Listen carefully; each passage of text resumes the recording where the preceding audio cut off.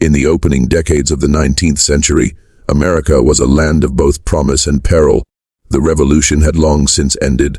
The Constitution stood as the nation's spine, and the young republic surged outward, pushing its frontiers westward into territories carved from wilderness. Men of ambition saw this not only as opportunity, but as a test of character. Some would build legacies of honor and endurance, while others would build wealth upon foundations of cruelty and pride. Among these men was Elias Thornwell, a figure whose name would one day become a lesson in the frailty of honor without virtue. Elias was born in 1797 in Virginia, to a modest farming family that never knew plenty but always knew hard labor. His father, a veteran of the Revolutionary War, raised his sons with stories of valor and sacrifice. Elias listened, but unlike his brothers, who absorbed the lessons of humility and service, Elias absorbed only the tales of glory. He craved the recognition his father had spoken of, the respect that followed men of command. To him, toil in the soil seemed like drudgery. He wanted to be known. The War of 1812 gave him his chance. Barely 15, he lied about his age to enlist as a drummer boy. By 17, he carried a musket, and by the time peace was signed in 1815, he had already cultivated a reputation among his peers for boldness. He was quick to charge, reckless even, but his daring often won the admiration of officers who prized courage above caution. After the war, he remained in military service, moving from one frontier posting to another, slowly climbing the ranks through persistence, showmanship, and a willingness to do what more cautious men would not. By the 1820s, he bore the title Commander among his peers, not a formal commission of the Navy, but a militia rank conferred in recognition of his leadership during frontier skirmishes with tribes and rival militias. Elias wore the title proudly, introducing himself as Commander Thornwell to anyone who would listen, savoring the way it lent weight to his presence. In county gatherings, he strode with confidence, a broad-shouldered man with piercing eyes and a commanding voice. People listened when he spoke, whether or not they agreed with him. Elias soon discovered that in America, titles and presents could open doors as swiftly as honest labor. He courted landowners, secured small tracts of property through shrewd deals, and began to envision himself not merely as a soldier, but as a land baron. By 1830, he had acquired a respectable estate in Kentucky, where he oversaw fields, livestock, and the labor of men who depended upon him. To the outside eye, Elias Thornwell was a man who had risen through grit and valor, carving a place in society. Yet behind the facade of honor lay a dangerous flaw. Where his father had lived by duty, Elias lived by pride. He equated leadership with dominance and loyalty with fear. His men followed him not because he inspired trust, but because he demanded it. He dressed in polished boots, kept his uniform pressed, and spoke often of sacrifice. But in private, he considered virtue a tool to manipulate others rather than a principle to guide himself. It was during this time that Elias sought marriage. He knew that a commander's household required more than land and labor. It required a wife who would lend refinement, a woman who could soften his image in society and provide heirs to carry his name forward. Thus he did not court Clara Whitmore for love. Clara, the daughter of a local merchant, was intelligent, graceful, and modest. She possessed none of the fortune Elias coveted, but her quiet dignity promised to complement his public stature. To him, she was not a partner but an adornment, another sign of status to bolster his standing among landowners and officers. Their courtship was brief. Elias presented himself with charm, recounting tales of bravery and generosity that Clara had no way of verifying. Her parents, impressed by his title and the land he owned, encouraged the match. Clara, bound by the expectations of her time, accepted, believing that marriage to a decorated man of property might offer stability. In her heart, she hoped that beneath the commander's stern exterior lay a husband capable of kindness. The wedding was grand by local standards, attended by neighbors, fellow officers, and workers from the estate. Elias stood tall, proud in his dress uniform, while Clara, radiant but nervous, walked the aisle with the air of a girl stepping into a new and uncertain world. For the guests, it was a union of respectability. For Elias, it was a triumph, a public declaration that he had ascended from modest roots to stand among the county's elite. Yet even on that day of celebration, The seeds of tragedy were present. Elias viewed the marriage not as a sacred bond, but as an extension of his authority. The same pride that had fueled his rise in rank and reputation now infected his household. In his mind, a wife was not a companion but a possession. As subject to his command as any soldier in the field, he mistook fear for loyalty and domination for love. The rise of Elias Thornwell was in many ways the rise of countless ambitious men of his time, bold, driven, and relentless in pursuit of recognition. Yet where some grounded their ambition in honor and service, Elias grounded his in control and pride. He believed he was building a legacy that would last for generations. What he did not realize was that the very foundation of his house was cracking. For a man may rise through power, but only virtue can sustain him. Elias Thornwell had achieved the former, but ignored the latter.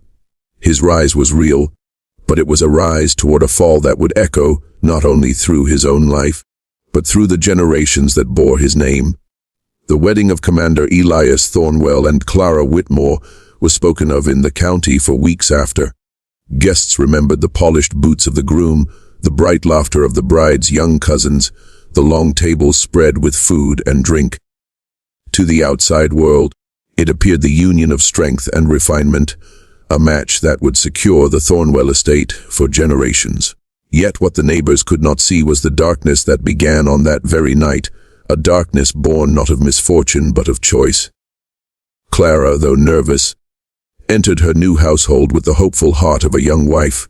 She imagined evenings by the fire, conversations about family, perhaps children to raise together. She believed, as so many women of her time did, that marriage was both duty and refuge.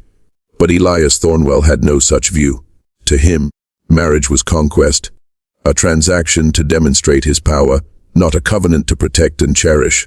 The Thornwell estate was staffed by 7 men, each bound to Elias by circumstance. Some were hired hands with nowhere else to go, others indentured laborers working off debts. All of them depended upon his wages and feared his wrath. Elias had long maintained his dominance over them not through fairness, but through intimidation. He believed that loyalty was secured by entangling men in guilt, by ensuring they owed him not only their livelihoods but their silence. On the night of his wedding, after the guests had departed and the candles burned low, Elias summoned these 7 men to the main hall. Clara, bewildered, stood at his side. She expected kind words, or perhaps a prayer of gratitude for the labor that had made the celebration possible.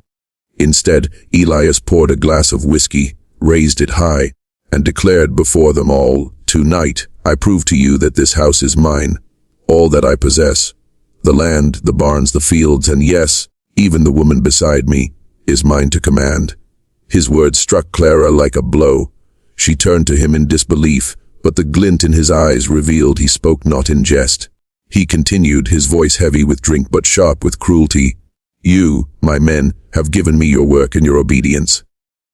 Tonight you will share in what is mine, and in so doing we will be bound together.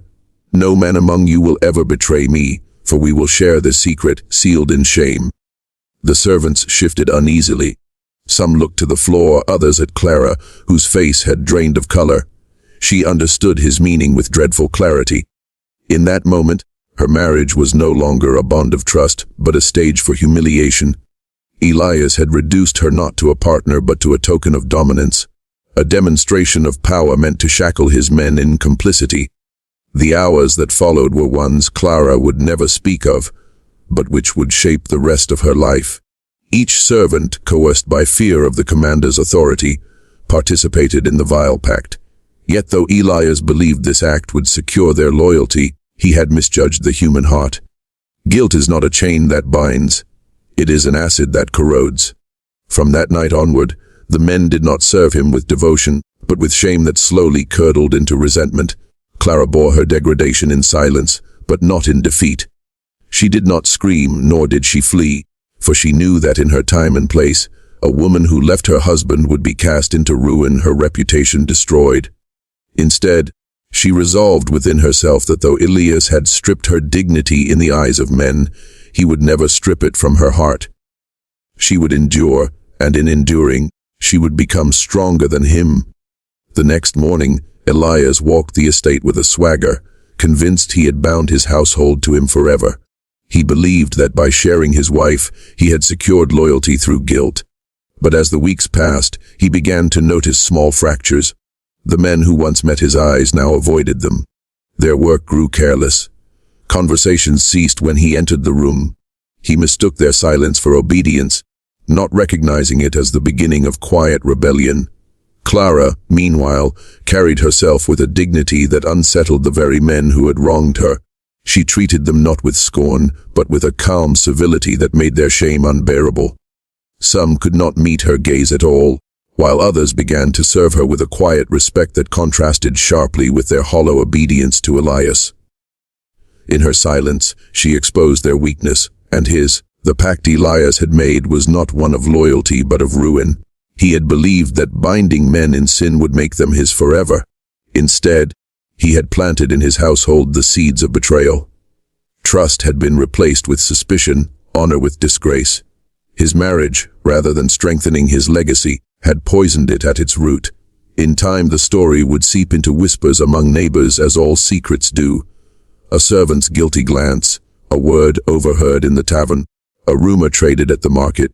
Slowly, the image of Commander Thornwell as a man of honor began to tarnish.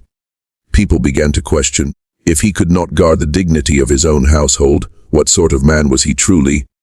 Elias did not see it yet, but the pact of shame he forged that night was the very act that would unravel him.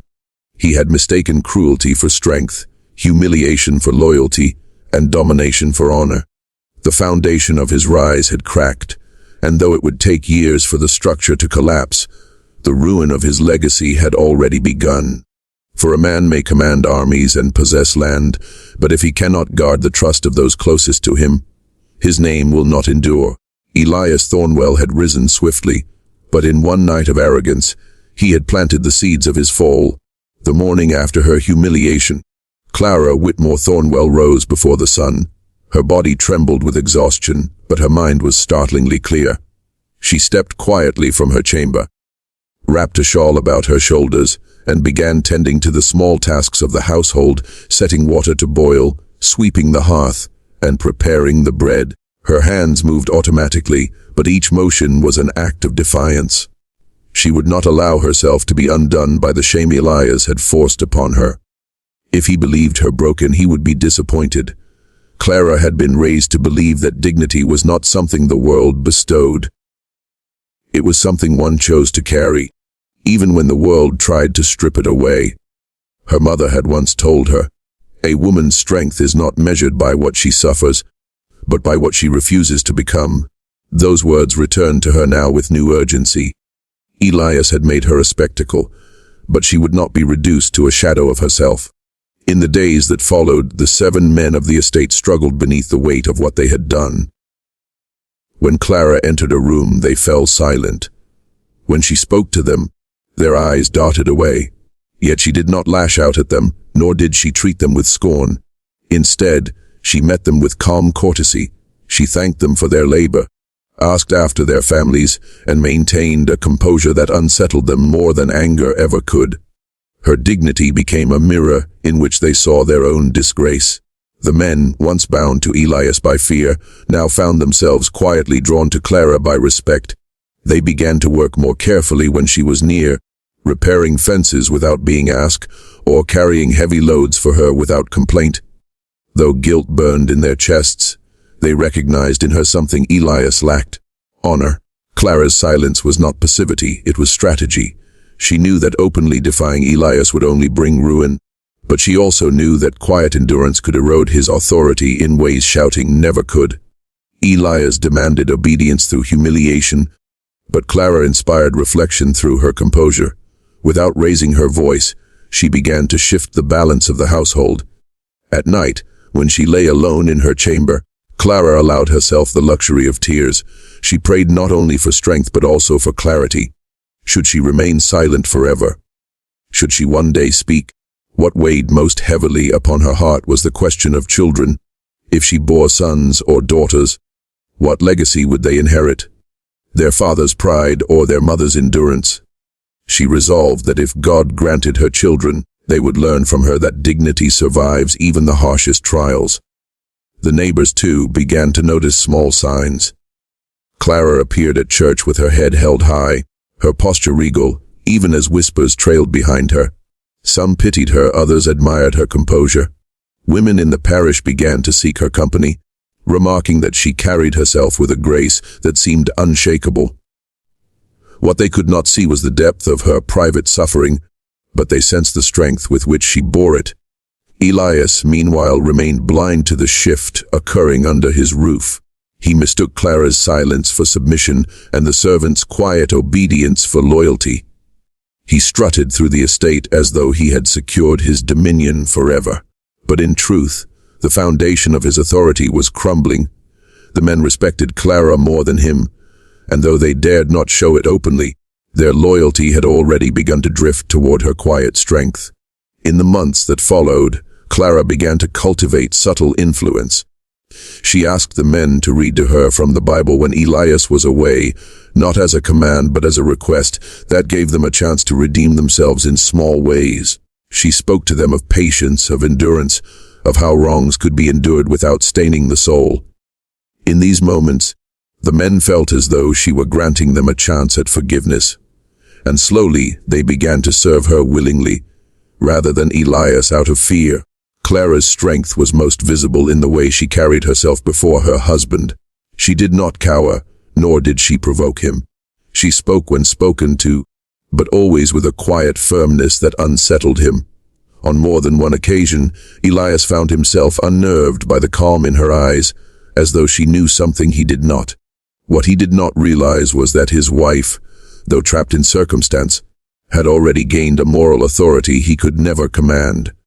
Her endurance became a lesson not only for the men of the estate, but for the generations that followed. When, in later years, she bore children, they would look upon their mother with awe, sensing that she had endured trials greater than they could imagine. She would not tell them the full story, but they would inherit from her the understanding that true strength lies not in domination, but in dignity. Clara's silent strength transformed the Thornwell estate into a paradox. Outwardly, Elias appeared to rule as master, but in truth, it was Clara's composure that held the household together. Without her, the men would have abandoned their work, and the estate would have collapsed. Without her, the whispers of the neighbors would have grown into scandal more swiftly. Elias had humiliated her to secure loyalty, yet her endurance had instead become the glue that kept the household from disintegrating altogether. Her strength was not born of fury, but of resolve. She refused to let cruelty define her, refused to let humiliation become her identity. In a world where women were often silenced by circumstance, Clara transformed silence into power. She endured not because she was weak, but because she was strong enough to see beyond her suffering to the legacy she would leave. And so, in the years that followed, while Elias Thornwell boasted of his rank and land, the true heart of the household was his wife. The woman whose strength was silent, but unbreakable. By the mid-1830s, the Thornwell estate no longer carried the sheen of triumph it once had. On the surface, Commander Elias Thornwell still strode with authority, his boots polished, his voice sharp, his hand heavy on both accounts and discipline. To a stranger, he appeared every inch the master of his domain. Yet within the walls of his home, and in the hearts of those who labored under him, the truth was beginning to surface. It began with silence. The 7 men who had once been forced into Elias's cruel pact no longer looked him squarely in the eye. They did their work with bowed heads, muttering to each other in hushed tones when he was not near. Elias mistook this silence for loyalty, believing their shame made them complicit. But silence in a household is rarely obedience. More often, it is the seed of betrayal. Clara, moving through the house with her calm dignity, saw it clearly. She noticed how the men stopped speaking when Elias entered a room, but spoke freely in her presence. She saw how they carried out her requests without hesitation, while dragging their feet with his. She understood what Elias did not, that loyalty cannot be bought with fear or bound by guilt. Real loyalty is earned through trust, and Elias had destroyed that bond the night of his so-called pact. The neighbors, too, began to sense that all was not well at the Thornwell estate. At Sunday services, Elias spoke with his usual bravado, boasting of his land and harvests. Yet the men in the pews behind him whispered among themselves. They had seen the workers from his fields lingering too long in taverns, their heads heavy with drink and their tongues loose with words. In hushed voices, the rumors began to spread the commander had betrayed his own household. His servants were bound to him not by respect, but by shame. No one dared say it openly at first. The story was too scandalous, too damning, but whispers have a way of seeping into the cracks of a community. By the time autumn harvest came, the rumors had grown into a shadow over Elias's name. Families who once admired him now held their distance. Mothers cautioned their daughters not to linger when he passed by. Fathers spoke in low tones at the blacksmith's forge, questioning whether the man who called himself commander was fit to lead even his own household, let alone the county militia. Elias remained blind. He saw only what he wished to see: his land tilled, his barns filled, his name spoken in the county. He did not notice that his servants' obedience had become hollow, that their hands worked slower, that their eyes betrayed resentment. He did not see how his wife's quiet strength had won the respect of those same men, how her dignity had become a silent rebuke to his cruelty.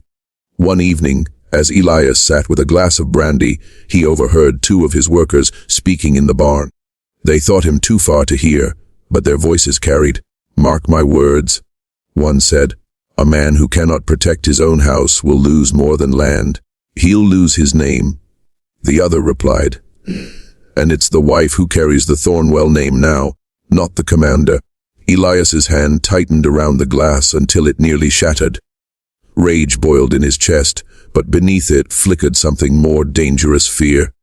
For the first time, he realized that control was slipping from his grasp. Yet instead of turning inward to confront his failure, he lashed outward with greater cruelty. He beat men for tardiness, docked wages for imagined offenses, and raised his voice louder in public to drown out the whispers he could no longer ignore. But heavy hands do not silence rumors, they only give them strength. The more Elias raged, the more people whispered. His brutality was no longer seen as the sternness of a strong leader, but as the desperation of a man losing control. Clara watched it unfold with a mixture of sorrow and resolve. She did not rejoice in his unraveling, though she had more cause than anyone. Instead, she understood that the fall of a household did not harm only the guilty. It harmed everyone within its walls. She resolved to protect her children, to teach them that honor was not found in domination, but in endurance. In the quiet corners of the estate, the servants began to treat Clara with a loyalty that Elias could never command. They fixed her roof when storms tore shingles loose, brought extra firewood to her hearth, and sought her counsel when disputes arose among them. To them, she was the true heart of the Thornwell household. Elias, though still master in name, had already lost his place in spirit. The whispers grew into a tide. At market, traders spoke of how the Thornwell estate was mismanaged. At church, elders exchanged glances when Elias walked past.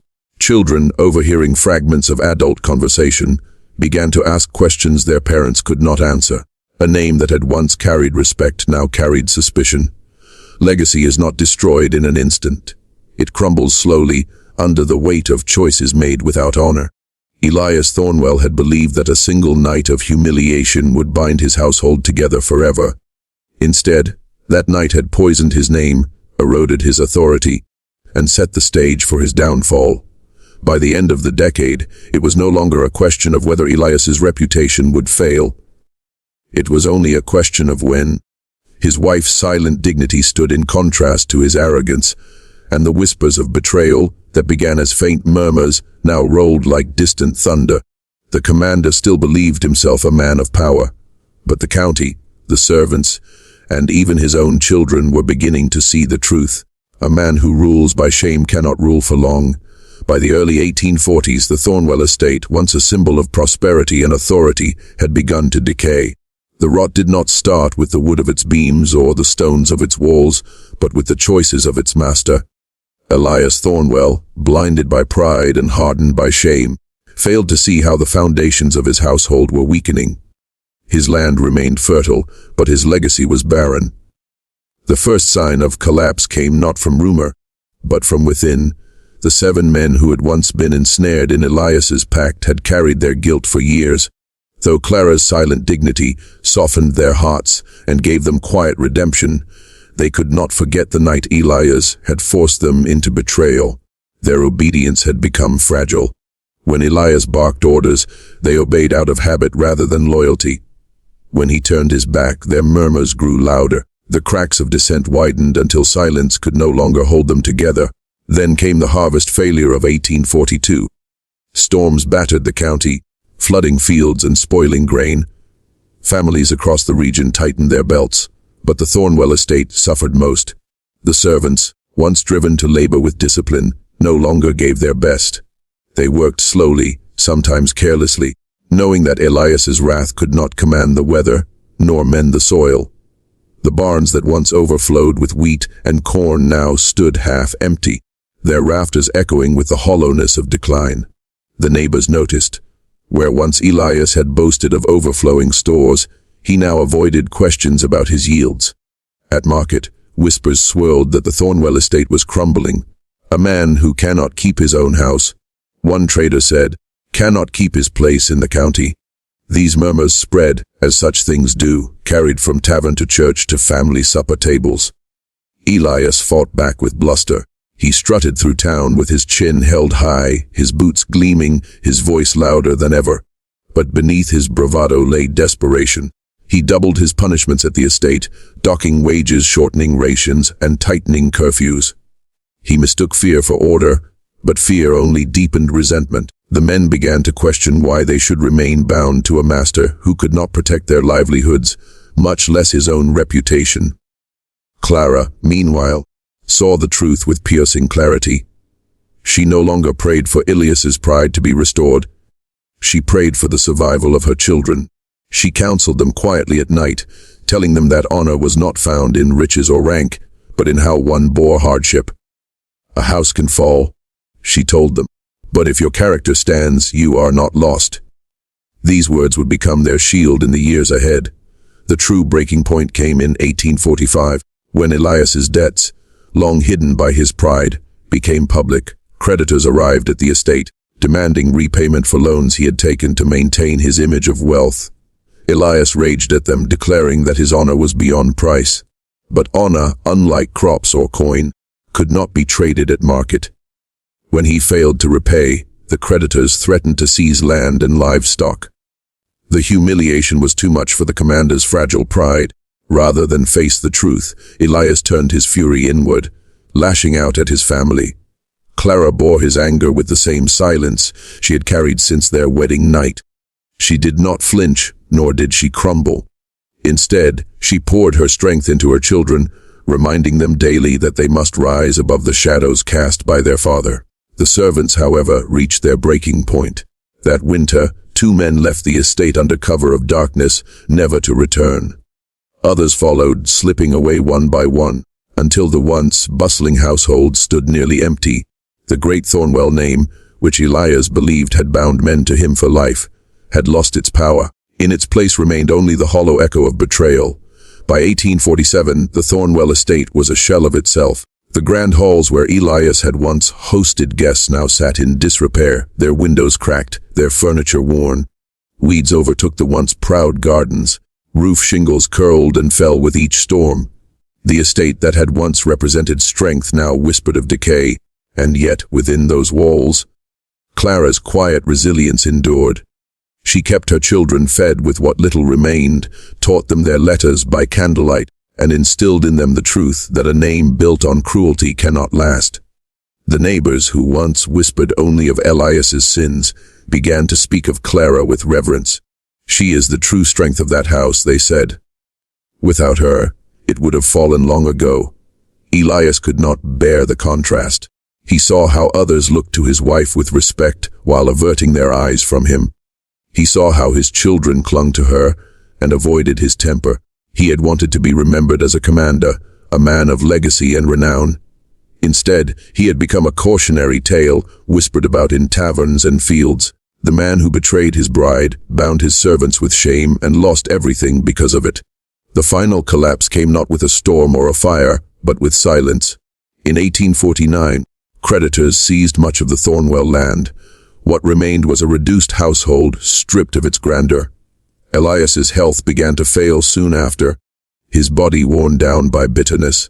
On his deathbed, he clung to the tattered remnants of his pride, muttering about his title and his land. But history remembers not his boasts, but his downfall. Clara, standing at his side in those final days, did not speak of revenge or resentment. She simply whispered prayers as she had done for years, knowing that his choices had already judged him more harshly than she ever could. The house had collapsed, but Clara's strength endured. In the years that followed, her children carried with them not the shame of their father's legacy, but the memory of their mother's resilience. They built lives rooted not in domination, but in dignity, and thus, while the Thornwell estate crumbled into ruin, the spirit of Clara's endurance became the true legacy that survived. When the Thornwell estate finally faded into memory, overtaken by weeds and silence, the tale of its rise and fall did not vanish with it. Stories have a way of outliving stone and timber, and in the case of Commander Elias Thornwell, the story that endured was not one of his command or his land, but of his bride, Clara, and the lessons she left for those who followed. The Thornwell children carried those lessons first. They had grown up beneath the shadow of their father's cruelty, but they had also been sheltered beneath the quiet strength of their mother. Clara never spoke harshly of Elias in their presence, though she had cause to. Instead, she chose to model endurance and dignity. When they were hungry, she found ways to stretch what little food they had. When neighbors looked upon them with pity, she taught her children to meet their gaze without shame. "We are not defined by what was done to us," she told them, "but by what we choose to do in return." Her eldest son, Matthew, carried these words into adulthood. While others whispered that the Thornwell name was cursed, Matthew built a reputation for honesty. He worked long hours as a farmhand, saving enough to one day purchase a small plot of land for himself. "I will build not on pride," he told his siblings, "but on patience." His neighbors trusted him, not because of his family name, but because his word proved true. In him, Clara's lesson found its first harvest. Her daughters, too, embodied her teaching. They learned that a woman's dignity was not dependent on her husband's actions. One became a school teacher, insisting on teaching girls to read in a time when few thought it necessary. Another became known in her parish for tending to widows and orphans, offering not only food but also words of encouragement.